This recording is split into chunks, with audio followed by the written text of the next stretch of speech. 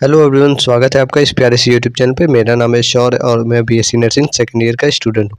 आज के हम इस वीडियो में बात करेंगे विटामिन्स के बारे में। विटामिन्स जो कि न्यूट्रिशन चैप्टर का एक न्यूट्रिशन सब्जेक्ट का एक चैप्टर है सेकंड सेमेस्टर से। तो आज हम विटामिन्स के बारे में बात करेंगे। मेनली मैं इस वीडियो में सिर्फ क्लासिफिकेशन, डेफिनेशन, इंट्रो और उसके जो टाइप्स होते हैं उसके बारे में बात करूँगा। और वीडियो से हम लोग विटामिन्स के अलग-अलग टाइप्स के बारे में बात करेंगे, ठीक है? तो चलिए स्टार्ट करते हैं। अगर आपको ये पीडीएफ चाहिए तो आप नीचे हमारे टेलीग्राम को भी ज्वाइन कर सकते हैं, वहाँ से आपको ये पीडीएफ मिल जाएगी और अदर जो भी स्टडी मटेरियल है उसके लिए आप कमेंट कर दीजिएगा, मैं वहाँ पे पोस्ट कर दूँगा। Thank you.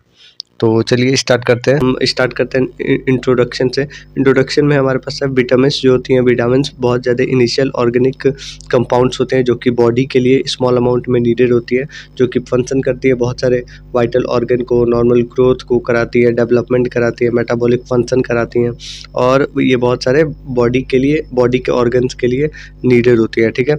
ये बॉडी के अंदर सिंथेसाइज नहीं होती हैं सफिशिएंट अमाउंट में, तो इसीलिए हमें मतलब बाहर से ऑब्टेन करना रहता है हमारे डाइट के साथ, ठीक है? अब अगर हम इसके बाद बात करें तो विटामिन्स जो होती है एक मतलब एक्ट करती है कोएंजाइम की तरह, को फैक्टर की तरह, प्रिकर्सर्स की तरह और बहुत सारे वेरियस बायोकेमिकल रिएक्शंस करती है और जो भी सपोर्टिंग प्रोसेस होती है जैसे वाइटल ऑर्गन्स को फंक्शन करना और सही तरीके से सारा काम कराना, एनर्जी प्रोडक्शन करना, इम्यून फंक्शन में और सेल ग्रोथ में, ठीक है? देन अगर हम इसकी मतलब बॉडी के अंदर विटामिन्स की डेफिशिएंसी या एक्सेसिव अमाउंट हो जाता है विटामिन का, तो उससे बहुत ज़्यादा हेल्थ प्रॉब्लम हो जाती है अलग अलग, जैसे कि मतलब डिसऑर्डर्स और डिजीज़ेस होनी स्टार्ट हो जाती हैं, जिसकी वजह से हमें डाइट और न्यूट्रिशन को मेंटेन रखना चाहिए, ठीक है? तो इसके बाद से ये अलग अलग 13 मतलब इनिशियल विटामिन्स होती हैं जो कि हमारे बॉडी को प्रॉपर फंक्शन कराती है, ठीक है? डेफिनेशन की अगर बात करें तो विटामिन जो होता है एक ऑर्गेनिक कंपाउंड होता है जो कि रिक्वायर्ड होता है स्मॉल अमाउंट में हमारे बॉडी के मेटाबॉलिक फंक्शन के लिए, ग्रोथ के लिए, डेवलपमेंट के लिए। और ये जो है एक इनिशियल न्यूट्रिएंट होता है जो कि हमें मतलब ऑब्टेन होता है एक डाइट से, क्योंकि बॉडी जो है सही तरीके से हमारा मतलब फॉर्म नहीं कर पाता है। देन हम क्लासिफिकेशन की बात करेंगे। क्लासिफिकेशन ऑफ विटामिन है हमारे पास। क्लासिफिकेशन की बात करें तो जो क्लासिफिकेशन है विटामिन का वो मेनली सॉल्युबिलिटी के ऊपर डिवाइडेड होता है 2 पार्ट्स में, और ये वाटर सॉल्युबल और फैट सॉल्युबल विटामिन होता है। फर्स्ट हमारा फैट सॉल्युबल विटामिन है जो कि मेनली जो विटामिन होता है ए, डी, ई के, vitamin A, vitamin D, vitamin E, vitamin के, तो ये सारे विटामिन आपके मतलब फैट सॉल्युबल विटामिन होते हैं। अगर इसमें हम फैट सॉल्युबल विटामिन आगे देखें तो ये मेनली फैट सॉल्युबल इसलिए बोला जाता है क्योंकि जो विटामिन्स होती हैं वो मतलब जो एब्जॉर्ब स्टोर होती है हमारे लीवर में और फैटी टिश्यूज में, और जो भी मसल्स है तो उसमें स्टोर होती है, तो इसीलिए बोला जाता है। और ये मतलब डायरेक्ट एब्जॉर्ब हो जाती है फैटी डाइटरी फैट से, और अगर एक्सेसिव एक्यूमुलेट हो जाती है तो टॉक्सिक इफेक्ट भी दिखाती है, ठीक है? इसके बाद से हमारे पास है वाटर सॉल्युबल विटामिन्स में विटामिन सी है, विटामिन और जो भी विटामिन है बी कंपोनेंट के वो सारे हैं, जैसे 1, 2, 3 vitamin B1, vitamin B2, vitamin B3, vitamin B5, vitamin B6, vitamin B7, vitamin B9 और विटामिन B12, और जो कि स्टोर नहीं होती है हमारे बॉडी में। और एक मतलब विटामिन B12 के अलावा कोई भी ये लिवर के अंदर स्टोर नहीं होती है। एक्सेसिव अमाउंट में अगर होती है तो हमारी यूरिन के साथ एक्सक्रीट आउट हो जाती है। रेगुलर डाइटरी इंटेक में इनिशियल होती है हमारी बॉडी के लिए, ठीक है? तो विटामिन अगर बी कॉम्प्लेक्स की बात करें तो अलग अलग विटामिन्स होती है और इसमें अलग अलग नाम होती है, जैसे थायमिन है, विटामिन B1 है, फैलोविन है जो कि विटामिन B2 है, नियासिन है, विटामिन B3 है, पेंटोथेनिक एसिड है जो कि विटामिन B3 है, पायरोडॉक्सिन है, विटामिन B6 है, बायोटीन है, विटामिन B7 है, विटामिन B9 है, और कोबालामिन है, विटामिन B12 है। तो ये अलग अलग विटामिन है जो कि विटामिन बी कॉम्प्लेक्स के पार्ट है, तो इसको हम आगे पढ़ेंगे। अब इसके आगे हम लोग फैट सॉल्युबल और वाटर सॉल्युबल तो पढ़ लिए। अब इस पे हम लोग इसके बारे में हम लोग एक बार देख लेते हैं। विटामिन ए की बात करें तो विटामिन ए को हम लोग बोलते हैं रेटिनॉल, और ये मेनली मतलब बीटा कैरोटीन मतलब रखता है, और इसमें जो अलग अलग बॉडी के फंक्शन की बात करें तो क्या कंट्रोल करता है, ये हमारा जो विटामिन ए है,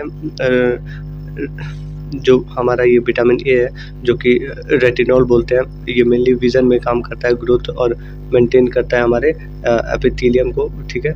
सोर्सेस जो होते हैं उसके लीवर होते हैं, फिश ऑयल होती है, और हमारे जो वेजिटेबल ऑयल होती है वो होती हैं, और डेली बेसिस में 600 चाहिए होता है। और अगर मतलब रेटिनॉल की डिफिशियंसी से जो डिजीज़ की बात करें तो जो डिजीज़ होती है नाइट ब्लाइंडनेस हो जाता है, डिसऑर्डर होते हैं अलग अलग म्यूकस मेम्ब्रेन के, बोन्स के, नर्वस सिस्टम के, और रिप्रोडक्शन में भी प्रॉब्लम होती है, ठीक है।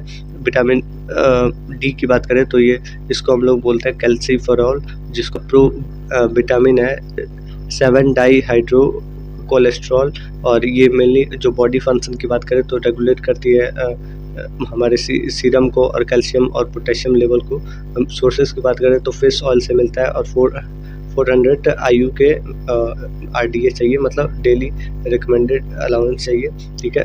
और इसके डिफिशियंसी से हमें रैकेट और ऑस्टियोमलेशिया होने के चांसेस रहते हैं, ठीक है। विटामिन ई की बात करें तो विटामिन ई होता है हमारा टोकोफेरॉल जो होता है, इसके जो मतलब बायो फंक्शन की बात करें तो ये एंटा ऑक्सीडेंट की तरह काम करती है, और सोर्सेस में हमारे जो सीड ऑयल होते हैं तो वो होती है। और RDA की बात करें तो 5 से 100 mg चाहिए होता है डेली बेसिस पे, और ये इसकी वजह से मतलब बहुत सारे हेमोलाइटिक एनीमिया होने के चांसेस रहते हैं इन्फेंट में, और मसल डिस्ट्रॉफी होने के चांसेस रहती है। विटामिन के की बात करें तो विटामिन के जो होता है फाइलोक्विनोन होती है, जो कि अब अगर इसके हम लोग फंक्शन की बात करें तो ये ब्लड कोऑर्डिनेशन में काम करता है, और ये सीड से मतलब सीड ऑयल से मिलता है, 60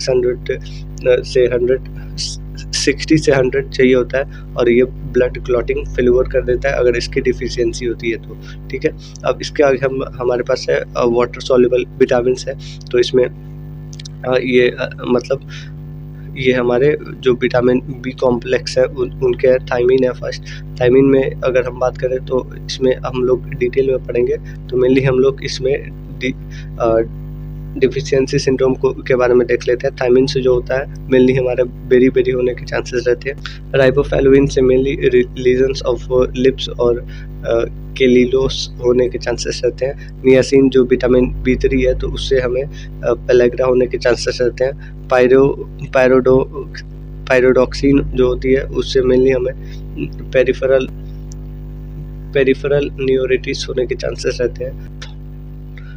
फिर हमारे पास पेंटाथोनिक एसिड है, जो कि मतलब इससे हमें मसल क्रैम्प और जो बर्निंग फीट होती है वो होने के चांसेस रहते हैं। बायोटीन है जिससे हमें मतलब एनीमिया और डर्मेटाइटिस होने के चांसेस रहते हैं। फॉलिक एसिड है जो कि मेनली मेगालोब्लास्टिक मतलब ये सारे डिफिशियंसी सिंड्रोम है, तो मेगालोब्लास्टिक और माइक्रोसाइटिक एनीमिया होने के चांसेस रहता है। कोबालामिन है तो इससे हमें पर्निशियस एनीमिया होने के चांसेस रहते हैं। और ये विटामिन सी है तो ये एस्कॉर्बिक एसिड है तो इससे हमें स्कर्वी होने के चांसेस रहते हैं। तो ये हमारा जो क्लासिफिकेशन था यहीं पे ख़त्म होता है। तो नेक्स्ट वीडियो में हम लोग विटामिन ए के बारे में बात करेंगे, तो बने रहिए हमारे साथ और देखते रहिए शौर्य मेंटोर।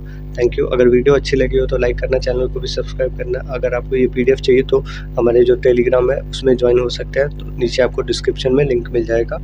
धन्यवाद।